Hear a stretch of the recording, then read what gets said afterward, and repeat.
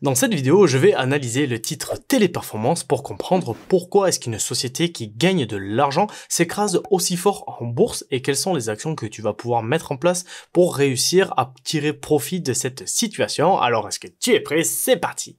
Donc, pour comprendre cette baisse, il faut comprendre quel est le business de Téléperformance. Cette société a un business qui est essentiellement axé sur la communication avec un service de gestion des relations clients, d'acquisition de nouveaux clients, mais ce qui est vraiment hyper important à comprendre, c'est que Téléperformance met en avant le fait de travailler avec de l'humain. C'est-à-dire, plutôt que de tomber sur un chatbot qui ne comprend rien lorsque tu appelles ton service client, eh bien, avec Téléperformance, on dialogue directement avec un être humain ou alors il y a un humain qui est derrière le service client et qui te répond directement. Ils ont aussi d'autres branches, mais qui nous intéressent pas particulièrement pour comprendre pourquoi est-ce qu'il y a eu cette baisse sur le titre. Pour le moment, retiens uniquement que le business de Téléperformance, c'est d'avoir un service client humain. Mais du coup, qu'est-ce qui s'est réellement passé? Eh bien en fait, si tu veux, avec l'arrivée de l'intelligence artificielle, eh bien les investisseurs, ils ont eu peur que des business comme celui de Téléperformance, eh bien ils deviennent plus ou moins obsolètes. En gros, si tu veux, ils ont peur que la société se laisse dépasser par l'intelligence artificielle, et si tu veux, c'est que le souci majeur, c'est qu'en interne, la société, eh bien elle ne semble pas avoir pris la bonne trajectoire avec l'intelligence artificielle. En gros, si tu veux, on a l'impression que la société a loupé le virage, comme il y a quelques années, certaines sociétés qui étaient dans la téléphonie qui cartonnaient, comme par exemple BlackBerry, eh bien ils ont loupé le virage des smartphones, et tu vois qu'aujourd'hui on n'entend plus du tout parler de BlackBerry et c'est vraiment dommage. Et bien là, dans notre cas, et bien Téléperformance, elle a investi et elle utilise un tout petit peu l'intelligence artificielle, mais pour les investisseurs, elle ne l'utilise pas assez pour être en gros dans le mood et pour pouvoir réussir à surfer cette vague et à prendre comme il faut ce virage. Et pour comprendre un petit peu plus précisément ce qui s'est passé sur cette descente aux enfers de Téléperformance,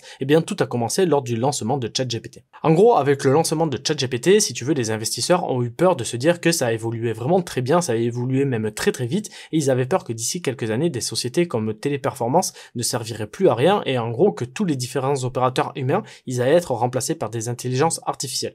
Donc lors du lancement de ChatGPT, c'était uniquement, on va dire, une peur préventive, et ça n'a pas rassuré les personnes de se dire que ça allait aller aussi vite, mais il y avait une espèce de doute qui subsistait de se dire est-ce qu'une IA allait réussir à être capable de satisfaire les clients, tout simplement, qu'il allait apporter les bonnes réponses ou non. Donc il y avait une espèce de doute qui subsistait, et c'est là que déboule la société Klarna. En gros, Klarna, c'est une société, si je dis pas de bêtises, suédoise, et si tu veux, en gros, son business model, c'est qu'elle permet de faire des paiements en plusieurs fois, en gros, un petit peu comme le paiement en 4 fois sans frais, si tu veux, et tu vas peut-être te dire, ok, mais du coup, quel rapport avec Téléperformance, pourquoi ça lui a fait autant d'ombre? Eh bien, c'est tout simplement parce que cette société, elle a développé un chatbot alimenté par OpenAI pour réussir à gérer son service client de son application. Alors même si la société Klarna, si tu veux, n'est pas du tout en concurrence avec Téléperformance, le souci qui s'est posé, c'est de voir que une société a réussi à utiliser l'intelligence artificielle de son côté pour gérer totalement son service client. Car je te le rappelle, le taf de Téléperformance, c'est justement de gérer le service client de ce genre de plateforme.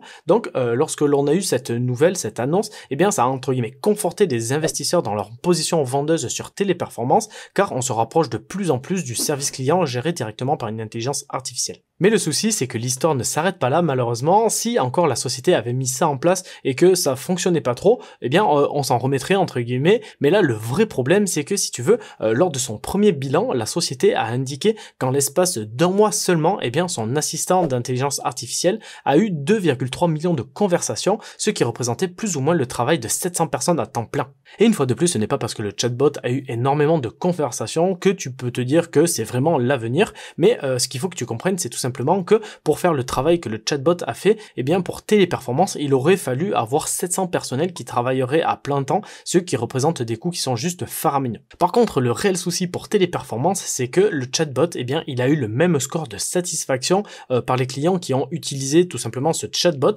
et en plus de ça, on s'est aperçu que ce fameux robot géré par l'IA, eh bien il était beaucoup plus précis que l'humain, ce qui évitait les questions en doublon si tu veux, et qui permet de réduire de 25% les demandes répétées. Donc, si l'on résume pour le moment, ce qui s'est passé, c'est que les investisseurs ont eu peur lors de l'arrivée de l'intelligence artificielle pour le business de Téléperformance et ont donc commencé un petit peu à paniquer. Ensuite, on a vu que la société Téléperformance avait commencé à mal prendre ce virage de l'intelligence artificielle car il continue à travailler à 100% avec de l'humain, ce qui, sur du long terme, si l'intelligence artificielle prend le dessus, eh bien pourrait coûter beaucoup plus cher à la société Téléperformance car il faudrait faire travailler 700 personnes à la place de juste un chatbot.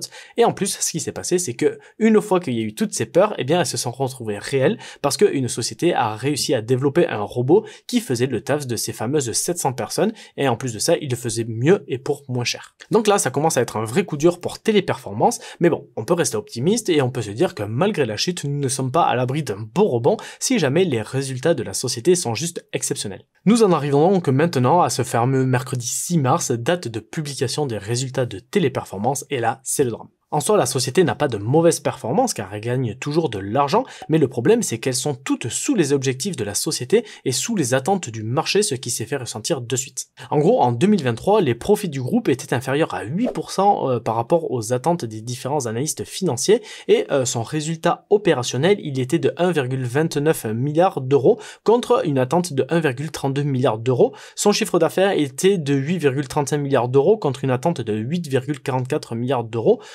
Et donc, en fait, si tu veux, suite à ces résultats, eh bien, les marchés, ils ont directement sanctionné l'action avec une chute de presque 22% le lendemain de l'ouverture des cours. Et je t'avoue que je savais que les résultats de Téléperformance allaient tomber et dès le matin, j'ai regardé mon téléphone et je voyais tous les cours descendre et c'était vraiment un vrai carnage. Enfin bref, maintenant que l'on a vu tout ça, on a vu que les chiffres étaient sous les attentes malgré qu'ils ne soient pas entre guillemets mauvais, que la société gagne quand même toujours de l'argent et qu'il y a une forte concurrence avec l'IA qui arrive, on va se poser la question de qu'est-ce qu'il faut faire. Est-ce qu'il faut acheter maintenant? Est-ce qu'il faut attendre que ça baisse pour essayer d'acheter plus bas? Ou est-ce qu'il faut tout revendre? Eh bien, personnellement, j'ai un PRU qui est à 148 € et il pourrait être tentant de vouloir réussir à renforcer ce titre. Sauf que le seul problème, c'est que j'ai déjà appris des leçons en termes d'investissement et le premier, c'est qu'il ne faut pas essayer de rattraper un couteau qui tombe. Si l'on prend ce graphique, tu vois que c'est le graphique de Téléperformance, il est pas très beau, il fait un petit peu peur à voir, eh bien tu vois que eh bien le titre peut toujours tomber plus bas. Il peut continuer à baisser même si les résultats de l'année prochaine sont juste excellents. N'oublie pas que s'il n'y a pas d'acheteur, si personne ne veut acheter des actions, eh bien le cours il va continuellement baisser. Et on peut très bien le voir à ce moment-là. Tu vois, là c'était le plus haut et entre le plus haut et le plus bas, tu vois que la société Téléperformance a déjà perdu quelque chose comme presque 80%, donc ce qui est vraiment énorme, et tu le vois qu'il y a une espèce de droite ici où le cours du titre ne fait que rebondir, et si on prend un petit peu de recul, que l'on va un petit peu en arrière, lorsque le cours allait très très bien, tu le vois, hein, voilà, c'était tout droit, to the moon, let's go, c'était une des meilleures sociétés. À partir d'ici, on a eu l'annonce de ChatGPT, donc c'est ce qui a commencé à tout faire dévisser, donc on va se dire, bon, allez, ChatGPT c'est tombé, hop, là ça remonte, arriver ici, te dire, ok, là on est reparti, ça va repartir, ça va remonter, j'achète. Bon, hop, loupé. On redescend, on remonte et tu vois, en fait, ça fait que descendre. Même si tu avais acheté ici, qui était peut-être un très bon point parce que ça avait très très bien remonté, eh bien, tu vois que malgré ça, eh bien, ça s'est cassé la figure derrière. Donc, personnellement, je pense que je ne vais pas acheter le titre. Je vais tout simplement attendre de voir un petit peu comment se développe la société et je pense que je me repositionnerai à un autre moment ou au moins à partir du moment où on aura cassé cette droite avec de bons résultats, avec de bonnes nouvelles qui seront derrière et qui vont réussir à suivre tout simplement cette cassure. Et ce que je vais regarder, c'est surtout voir si cette société investit massivement pour réussir à proposer des offres à ses clients avec de l'intelligence artificielle, parce que je pense que c'est vraiment ce qui pourrait sauver totalement la société, et si celle-ci, elle s'aligne avec les demandes du moment, je pense que c'est vraiment ce qui pourrait la sauver tout simplement, même si l'humain est au cœur de Téléperformance, que c'est vraiment leur truc de base. S'ils arrivent à proposer quelque chose, une espèce de mélange entre l'intelligence artificielle et l'humain qui est derrière, je pense que ça pourra cartonner et je pense que ce sera juste à ce moment-là que je vais pouvoir re-rentrer sur le titre Téléperformance, mais on va pas se le mentir, vu le FOMO qu'il y a en ce moment et toute l'attraction qu'il y a autour de l'intelligence artificielle, eh bien tout le monde est à fond là-dessus et je pense que pour qu'une société explose en bourse, eh bien il faudra que dans une de leurs conférences Téléperformance dise ok, ça y est, on se lance dans l'IA, on va utiliser l'IA et on va tout cartonner avec ça.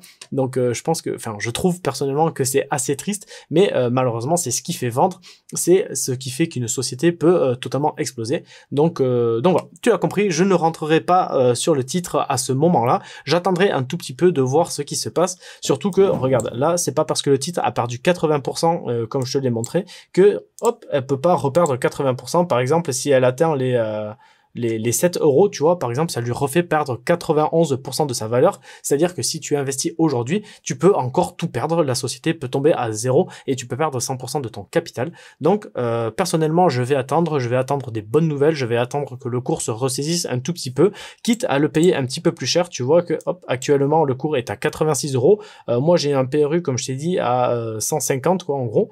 Grosso merdo, donc ça revient à ici. Donc tu vois que je pourrais attendre une belle cassure et que ça remonte bien au-dessus de cette droite pour voilà, tout simplement réussir à rentrer et avoir potentiellement un bon signe acheteur sur cette action. Donc voilà, j'étais un petit peu plus long, je me suis un petit peu laissé dépasser, j'ai parlé vraiment avec le cœur pour que tu comprennes pourquoi actuellement je n'investirai pas dans Téléperformance, malgré que ce soit une société que j'adore, que ce soit un business que j'adore. Je pense qu'ils ont fait voilà, des choses pas très bien. Donc voilà, je vais attendre qu'il y ait des bonnes nouvelles. Et si jamais tu veux être au courant de toutes ces bonnes nouvelles, n'hésite pas à me suivre sur Instagram. Si jamais tu as apprécié cette vidéo, n'hésite pas à mettre un gros pouce bleu, ça m'aide énormément et ça me fait très plaisir, je t'en remercie. Et comme d'habitude, n'hésite pas à t'abonner, à activer la petite cloche de notification. Et comme d'hab, moi je te dis à la semaine prochaine pour une nouvelle vidéo. Allez, ciao ciao!